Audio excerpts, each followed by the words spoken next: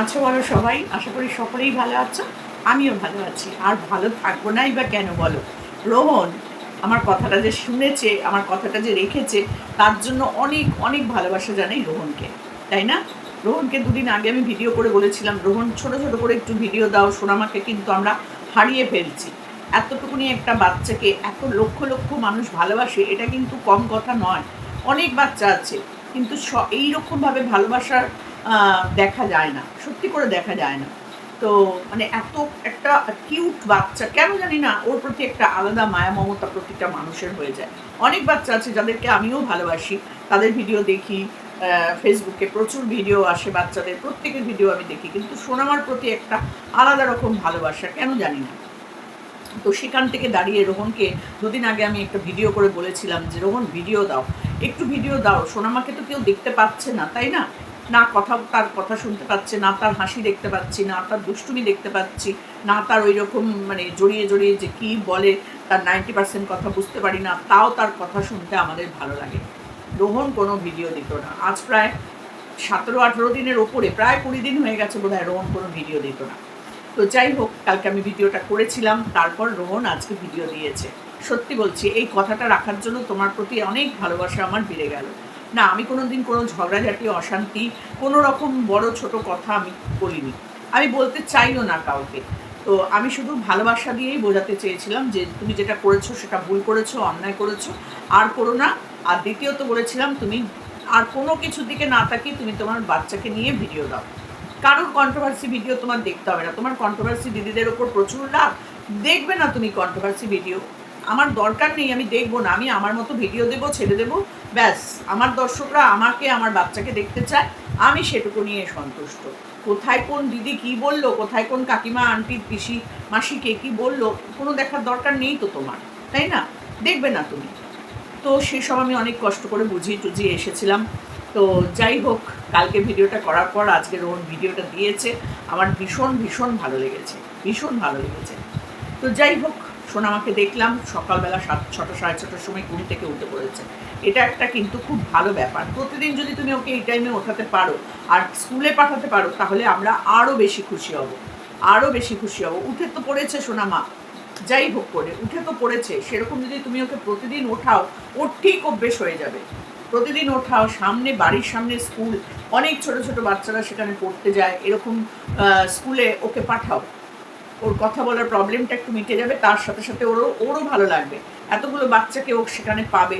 আগে যেমন ও প্রায় বেশিরভাগ সময়টা কাটাতো মারিয়ামদের সাথে, মারিয়ামের বাড়িতে, মানে লিসানদের বাড়িতে।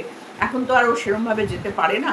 লিসানের বাড়িতে গেলে তো আমরা লিসানের বাড়িতে গেলে সোনামাকে আমরা দেখতে পাই না, আর্ধেকটা দেখতে পাই, মুন্ডু থাকে না, দেহ দেখতে পাই।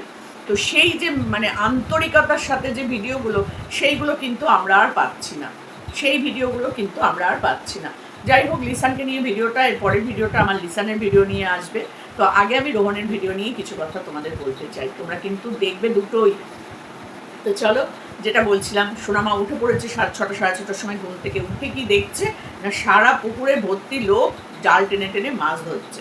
সোনামা তো পুরো অবাক, হাঁ করে দেখছে। কি মিষ্টি লাগছিল ঘুম থেকে ওঠা পরে মুখটা। আর দেখেছো তোমরা, মাথা ভর্তি কিন্তু চুল হয়ে গেছে, তাও এই চুল নিয়ে চুলোচুলি কিন্তু আমাদের করতেই হলো। আমি কিন্তু বলেছিলাম চুল কিন্তু মাথায় হয়ে যাবে, কিন্তু এই যে কথাগুলো, সেগুলো কিন্তু তুমি আর ফেরাতে পারবে না, আমরা কেউই ফেরাতে পারবো না। আমরাও অনেক কথা বলেছি, সেই কথাগুলোও কিন্তু আমরা আর কেউ ফিরিয়ে নিতে পারবো না। তো যাই হোক, সব কিছুই আমরা করে ফেলেছি, কিন্তু চুলের মতন কিন্তু উঠে পড়েছে, তাই না? চুল নিয়ে আমরা চুলোচুলি করে নিয়েছি। তো সোনামা উঠে ওইসব দেখছে। আর একটা কথা আমি বুঝতে পারলাম না, তোমরা বুঝতে পেরেছো কিনা আমি জানি না, তবে আমি বুঝতে পারলাম না, রোহন টাইটেলে লিখেছে আজকে পুকুরের সব মাছ বিক্রি করে দিলাম। আবার একটা সময় মুখে বলছে ভিডিওতে আজকে পুকুরটা বিক্রি করে দেওয়া হলো, 35,000 টাকা না 37,000 টাকা দিয়ে বিক্রি করে দেওয়া হলো। বিক্রি করে দেওয়া হলো মানে কি পুকুরটা বিক্রি করে দেওয়া হলো? না, আমার তো তা মনে হলো না। আমার মনে হলো পুকুরের যত মাছ ছিল, মাছগুলো মনে হয় বিক্রি করে দেওয়া হলো। কোনটা হলো কোনোটাই বুঝতে পারলাম না, বিশ্বাস করো। আর এইরকমভাবে পুকুরের জাল টেনে মাছ ধরা আমরা ভিডিওতেই দেখেছি। আমরা এরকমভাবে কোনো সময় এত মানে বিশাল বড় জাল টেনে পুকুরের মাছ ধরা চোখের সামনে দাঁড়িয়ে দেখিনি। হ্যাঁ, আমার জ্যাঠার বাড়িটা ওই দিক লাইনেই, বজবজ লাইনে, ওখানে আমার জ্যাঠার বাড়িতে পুকুর আছে বিশাল বড়, কিন্তু ছিপ দিয়ে মাছ ধরা দেখেছি। আমার দাদা খুব ছিপ দিয়ে মাছ ধরতে ভালোবাসতো, প্রচুর মাছ ধরতে এদিক ওদিক সেদিক যেত। আর আমরা যখন যেতাম, আমার বাবা, কাকা, দাদা সবাই মাছ ধরতো এই পুকুর পাড়ে বসে বসে, সেগুলো দেখেছি। কিন্তু এইরকম পুরো পুকুরটা জাল দিয়ে টেনে টেনে টেনে টেনে এত মাছ ধরা, এটা আমরা পুরীতে দেখেছিলাম একবার, সেই সমুদ্র থেকে মাছ ধরে নিয়ে আসছে জাল ভর্তি করে। দীঘাতে দেখেছি, মোহনাতে দেখেছি, মাছ ধরে ধরে ট্রলারগুলো আসে, জাল ধরে ধরে নিয়ে আসে ভর্তি মাছ, সেগুলো আলাদা। কিন্তু এই যে রোহনদের বাড়ির পুকুরটা, এটা তো আমি অনেকবারই দেখে এসেছি, সেখান থেকে এত মাছ ধরেছে, পুকুরটায় নাকি প্রচুর মাছ হয়। তো বেশ ভালোই লাগলো দেখে, সোনামাও দেখছিল বসে বসে। তারপরে তো সোনামার খিদে পেয়ে গেল, ও আয় মুই আয় করছে, সোনামার খিদে পেয়ে গেল। তো খিদে পেয়ে কি করলো, গাছ থেকে জামরুল পেড়ে দিল, আর সেই জামরুলে ছিল হচ্ছে পিঁপড়ে। সোনামা দেখেনি, যথারীতি কাঁদেছে, না ধুয়ে না কিছু করে সোনামাকে দিয়ে দিয়েছে রোহন। আর রোহন, সোনামা তো খেতে ভালোবাসে, ও আমার মতন অনেকটা, জানো তো, খেতে ভালোবাসি আমিও। তো ও নিয়েই মুখে কামড়েছে, আর কামড়ানো মাত্রই মনে হয় পিঁপড়ে টিপড়ে ছিল, কারণ ওটা তো মিষ্টি মিষ্টি ফল, হয়তো এরকম কালো কালো পিঁপড়ে হয় ওর মধ্যে। তো সেই পিঁপড়ে মনে হয় ছিল, তাড়াতাড়ি করে এই পিঁপড়ে যেই বলেছে সাথে সাথে জামরুলটা ফেলে দিয়েছে।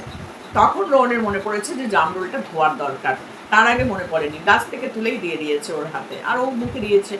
গাছ থেকে পেরে কোনোদিন কোনো জিনিস দিতে নেই, বাজার থেকে এনে কোনোদিন কোনো জিনিস না ধুয়ে খেতে নেই। সব জিনিস ভালো করে কলতলায় ভালো করে সুন্দর করে ধুয়ে মুছে টুছে তারপর বাচ্চাদের দিতে হয়। তো যাই হোক, রোহন তো আমি কি বলবো, না রোহনকে আমি আর বাচ্চা বলবো না, বাবা বাচ্চা বললেই আমাকে 1000 ঘন্টা কমেন্ট করবে, ও বাচ্চা, আপনি ওকে কোন দিক দিয়ে বাচ্চা দেখেন, এরকম অনেক করেছে। না, আমি আর বাচ্চা বলবো না, বাবা যখন হয়ে গেছে তখন আর ও বাচ্চা নয়, তাই না? বাবা হতে গেলে অনেক কিছু করতে হবে বলেছি, তো সেরকম রোহন বাচ্চাটাকে দেখাশোনা সবই করে। কিন্তু বাচ্চাটার কিন্তু একটা কষ্ট মনের মধ্যে আছেই, সে কষ্টটা হচ্ছে আমাদের লিসানদের বাড়িতে না যেতে পারা। যদিও যায়, তবুও আগের মতন যে যে ঘন্টার পর ঘন্টা থাকতো, খেত, চান করতো, ঘুমাতো, খেলতো, সেই ব্যাপারটা কিন্তু এখন আর নেই। ওই চুল নিয়ে চুলোচুলি থেকেই এই ব্যাপারটা হয়ে গেছে। লিসানও ভীষণ দুঃখ কষ্ট পায়, জানি খুব কষ্ট পায়, অপমানিত বোধ করেছে, সবই হয়েছে। কিন্তু তারপরেও আমি আবার বলবো রোহনকে আমার ভিডিওর মাধ্যম দিয়ে, যেহেতু সমস্ত দর্শকরা কিন্তু আমাকে রিকোয়েস্ট করে বলতে যে দিদি তুমি মিলমিশটা করিয়ে দাও, আন্টি তুমি মিলমিশটা করিয়ে দাও, লিসান দা আর রোহন দাদার মিলমিশটা করিয়ে দাও। দেখো, আমি তো মিলমিশ করাতে পারবো না, রোহন যদি না চায় তাহলে আমার তো করার ক্ষমতা নেই, তাই না? আর রোহন যথেষ্ট বোঝদার ছেলে, সে তার বুদ্ধি বিবেচনা দিয়ে কাজ করে, এখান থেকে কাজ করে, তোমরা জানো। তো সেখানে আমি বলবো আর রোহন শুনে নেবে, তা তো নয়। তো আমি আবার তোমাদের হয়ে রিকোয়েস্ট করলাম, রোহন তুমি কিন্তু শোনো, যে প্রত্যেকটা দর্শক আমাকে বলছে তোমাকে বলতে, যে তুমি তোমার কমেন্ট বক্সে কমেন্ট করতে পারছিল না বলেই আমাকে বলছিল, তুমি যেহেতু ভিডিও দিচ্ছিলে না, বারবার বলছিল তোমাদের দুজনের মিলমিশটা করিয়ে নিতে। আমরাও চাই সব সময়ের জন্য যে রোহন লিসানের সাথে মিলমিশটা করে নাও। লিসানও খুব দুঃখ পাচ্ছে, কারণ লিসান তোমাকে সত্যি নিজের ভাইয়ের মতনই ভালোবাসে, তোমার জন্য অনেক কিছু করেছে। একটা ছোট্ট ভুলকে কি ক্ষমা করা যায় না? যারা ক্ষমা করে তারা সব সময় মানুষের মানে অনেক ওপরে থাকে, জানো তো, মানে নর্মাল মানুষের মতন না, ক্ষমা করতে জানতে হয়, ক্ষমা করতে শিখতে হয়। তো সেই ক্ষমাটা যদি তুমি করে দাও, তাহলে এমন কিছু খারাপ কাজ তুমি করবে না, বরঞ্চ একটা ভালো কাজ করবে।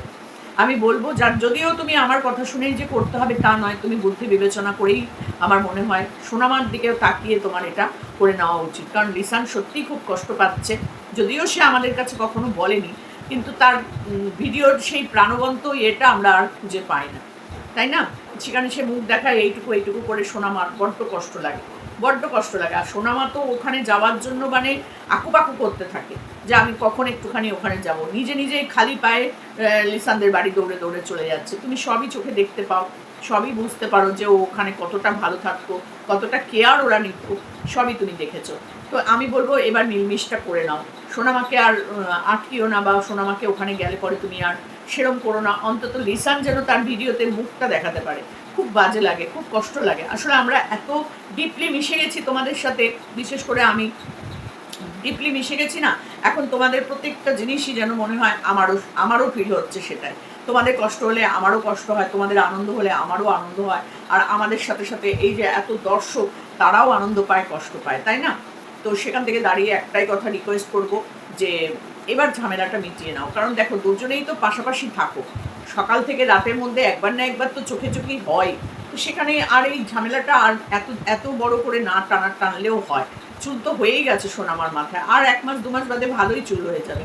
তো এই চুলোচুলিটা বন্ধ করে দেওয়া আমার মনে হয় খুব ভালো হয়। আর সোনামার এরকম সকালবেলা ঘুম থেকে তুলে দেবে, তারপর তাকে একটা হেলদি ফুড দেবে খেতে। তা এই সময় যদি 2টো রুটি খায় বাচ্চাটা, খুব ভালো হবে জানো তো। বা পাউরুটি এনে দেবে বা ম্যাগি করে দেবে, যেটাতে ওর পেটটা ভর্তি থাকে। ও যদি ওখানে তখন একটু ওই ফিডার মানে বোতলে করে দুধ খেয়ে নিল বা 2টো বিস্কুট খেলো, তাতে কিন্তু ওর প্রপার ফুডটা হয় না। আর সোনামার চেহারা কিন্তু খুব খারাপ হয়ে গেছে। এমনিও সোনামার রোগা রোগা, কিন্তু তবুও সোনামার মধ্যে যে একটা বেশ মিষ্টতা ছিল না, সেই মানে একটা এই শরীর খারাপটা থেকে ওঠার পর খুব খুব মানে রোগা রোগা লাগছে, মুখটা যেন শুকিয়ে গেছে। ওকে একটু ভালো করে ফল টল দুধ, তারপরে তোমার একটু হেলদি ফুড ওকে খেতে দাও। সকালবেলা যদি একটু ফ্যানে ভাত খায় ডিম সেদ্ধ দিয়ে আলু সেদ্ধ দিয়ে, তাহলেও কিন্তু খুব পুষ্টিকর খাবার জানো তো। বা একটু ওটস খেতে দাও, একটু ডালিয়া খেতে দাও, এগুলো খেতে দাও ওকে। ওই শুধু দুধ আর 2টো বিস্কুট খেয়ে নিল বা একটা গাছের ফল খেয়ে নিল, ওরকম করে কিন্তু হবে না। আমি জানি না তুমি কি খাওয়াও না খাওয়াও, কারণ আমি তো কোনোদিন দেখিনি। আর তুমিও সেরকমভাবে সকাল থেকে রাত অবধি সোনামা কী করে, কী খায়, কখন ঘুমাতে যায়, কখন পড়াশোনা করে, কখন খেলাধুলা করে, সেগুলো তো আমরা দেখতে পাই না, কারণ তুমি তো ভিডিওই দাও না। তুমি যদি ভিডিওর মাধ্যমে এরকমভাবে তুলে তুলে দেখাও যে আজকে সোনামা সকালবেলা এটা খেলো, দুপুরে এটা খেলো, আমি ওকে একটু ঘুরতে নিয়ে গেলাম, রাত্রিবেলায় এসে একটু খাওয়ালাম, এই একটু পড়তে বসলো, এই একটুখানি খেললো, এরকম করে করে ছোটো ছোটো ছোটো ছোটো করে যদি তুমি ভিডিও দাও, তাহলে আমরা সোনামার সম্পর্কে আরও অনেক কিছু জানতে পারি, তাই না? তো আমি বলবো খাবার দাবারটার দিকে ওর একটু বিশেষ করে নজর দাও, বিশেষ করে নজর দাও। সত্যি বলছি সোনামার শরীরটা খুব খারাপ হয়ে গেছে। এই জ্বরটা খুব খারাপ জ্বর, সব বাড়ি বাড়ি বাচ্চাদের বড়দের সবার হয়েছে। তো সেই এটা জ্বরটাই খুব দুর্বল করে দেয়। আর তোমারও তো হয়েছিল, তুমি নিজেই বললে যে তোমার মাথা ঘুরছিল, তোমার দুর্বল লাগছে শরীর, কিচ্ছু করতে পারছিলে না এই কদিন ধরে, তুমি নিজেই বললে। তুমি একটা বড় মানুষ হয়ে যদি তোমার এতটা কষ্ট হয়, তাহলে একটা ছোট মানুষের কত কষ্ট হয়েছে ভেবে দেখো। ওরা তো বলতে পারে না, কিন্তু ওদেরও সেম ফিলটাই হয়। ওরা বলতে পারে না, বোঝাতে পারে না। তো বাবা মা হলে সেটা তাদের বুঝে নিতে হয়। তো সোনামার দিকে একটু নজর দাও, তার খাওয়া দাওয়াটার দিকে একটু নজর দাও। আর একটা কথা বলবো, সেটা হচ্ছে সোনামা যখন ঘর থেকে নিচে নামবে, যেটা যেমন তোমার জুতোটা নিচে ছিল, সেই রকমই যখনই সোনামা রাস্তায় মানে বাইরে বেরোবে, ওর পায়ে জুতো আছে কিনা এটা কিন্তু খেয়াল করো। বাড়ির সবাইকে একটু বলেও রেখো যে সোনামা যখন বেরোবে, নিচে নামবে ঘর থেকে, তখন যেন ওর পায়ে জুতোটা থাকে। মাঠ দিয়ে দৌড়াতে দৌড়াতে চলে যায় লিসানদের বাড়িতে, পায়ে জুতো থাকে না। কোথায় মাঠে ঘাটে কোথায় কি ফুটে যাবে, অর্ধেক দিনই দেখি পায়ে কেটে গেছে, হাতে কেটে গেছে। তো সেইগুলো যাতে না হয় সেগুলোর দিকে একটু খেয়াল রেখো। জানি তুমি প্রচুর খেয়াল রাখো, তোমার মেয়ে, তুমি তো খেয়াল রাখবেই। আমরা বাইরে থেকে তোমাকে বললে তুমি হয়তো বিরক্ত বোধ করো যে আমার পরিবারের মধ্যে আপনি কেন ঢুকে যান, এটা তুমি বলেছিলে। তো সেখানে দাঁড়িয়ে আমরা পরিবারেরই একজন মনে করি তোমাকে। তো তোমার পরিবার, তোমার এই 3 লাখ 4 লাখের পরিবারে তো আমরাও একজন করে সদস্য না। তুমি ভিডিও দিলেই আমরা সেই ভিডিওগুলো দেখি, ভালোবাসি দেখতে, রিকোয়েস্ট করি, সবাই বসে থাকে অপেক্ষা করি তোমার ভিডিওর জন্য। তাহলে সেখানে 2টো কথা বলারও কিন্তু অধিকার আমাদের সবার আছে, সবার আছে। তো কন্ট্রোভার্সি ক্রিয়েটার হিসাবে নয়, ভিউয়ার্স হিসাবে, ঠিক আছে? আমি অ্যাজ এ ভিউয়ার্স কিন্তু ভিডিওটা করছি, কন্ট্রোভার্সি হিসাবে নয়। তো সেই জন্য বলছি যে একটু সোনামার দিকে নজর দাও, আর সোনামাকে সকাল সকাল ঘুম থেকে ওঠাও, খাইয়ে দাইয়ে সন্ধ্যেবেলা ওই 8টা 9টার মধ্যে ওকে খাইয়ে দাইয়ে ঘুম পাড়াবে। দেখবে প্রতিদিন সকালবেলা ও ঘুম থেকে উঠে পড়বে। আমাদের মিমিসোনাকেও কিন্তু আমরা তাই করি, 9টা থেকে 9:30টার মধ্যে খাইয়ে দাইয়ে ঘুম পাড়িয়ে দিই, তারপরে আমরা আর ওকে রাত্রির জাগাই না। যদি কোনোদিন দুপুরে ঘুমিয়ে পড়ে তাহলে হয়তো রাত্রে একটু দেরি করে ঘুমায়, না হলে কিন্তু আমরা ঘুম পাড়াই না। ওই ঘুমটাই ওর সলিড ঘুম, একদম সকালবেলা 7টা 7:30 8টার মধ্যে ঘুম থেকে উঠে পড়ে, তারও আগে উঠে পড়ে, 6টা 6:30 7টার মধ্যেও ঘুম থেকে উঠে পড়ে। তো সেটাই আমরা ওকে অভ্যেস করিয়েছি। তুমিও সোনামাকে সেরকম অভ্যেস করো। অনেক সময় ও সন্ধ্যেবেলা ঘুমিয়ে পড়ে, তারপর আবার রাত্রিবেলা উঠে খাওয়া দাওয়া করে রাত্রি 2টো অবধি জেগে থাকে। এটা করিও না। ওর শরীরটা সত্যিই খুব দুর্বল হয়ে গেছে, তুমিও খুব দুর্বল হয়ে গেছো। তোমারও শরীরটা খুব খারাপ, দেখেই মনে হচ্ছিল। আগের দিনকে ভিডিও তোমার বাড়ি গিয়ে দেখে এসেছিলাম, তখনই দেখেছিলাম তোমার শরীরটা যে খারাপ, সেটা আমি দেখে এসেছিলাম। চেহারাটাও খারাপ হয়েছে, সেই দিকে একটু নজর দাও, একটু জিম টিম করো, একটু জিম টিম করে একদম হিরো তৈরি হও। হিরো থেকে জিরো আমরা কিন্তু তোমাকে দেখতে চাই না। তোমাকে জিরো থেকে হিরো হয়েছো, সেই হিরোতেই তুমি থাকো, এটাই আমরা সবসময় চাই। তো চলো, এইটুকুনি বলবো। সোনামাকে দেখে আজকে সত্যিই খুব ভালো লাগলো, অনেক দিন পর সোনামাকে দেখলাম, খুব ভালো লাগলো। তোমার গলাটাও শুনতে পেলাম। তবে পুকুরটা বিক্রি করলে না পুকুরের মাছ বিক্রি করলে সেটা বুঝতে পারলাম না। আমার তো মনে হলো মাছই বিক্রি করেছো। তো জানি না, যেটা বিক্রি করেছো সেটা তোমরাই করেছো, তোমাদেরই পুকুর, তোমরা যেটা করবে সেটাই। তো চলো, কোনো কোনো কারণে তুমি পুকুর বিক্রি করেছো কিনা সেটাও জানি না। বাড়ির পুকুর, বাড়ির সবার নিশ্চয়ই পারমিশন আছে পুকুরটা বিক্রি করার বা পুকুর থেকে মাছ বিক্রি করার। যেটাই করেছো দেখতে খুব ভালো লেগেছে, এটুকুনি বলবো, ব্যাস আর কিছু বলতে চাই না, পরিবারের ভেতরে ঢুকে কোনো কথা বলতে চাই না, এটুকুনি বললাম। কারণ টাইটেলটা আর মুখের কথার সাথে মিল পাইনি বলে কিন্তু আমি বললাম।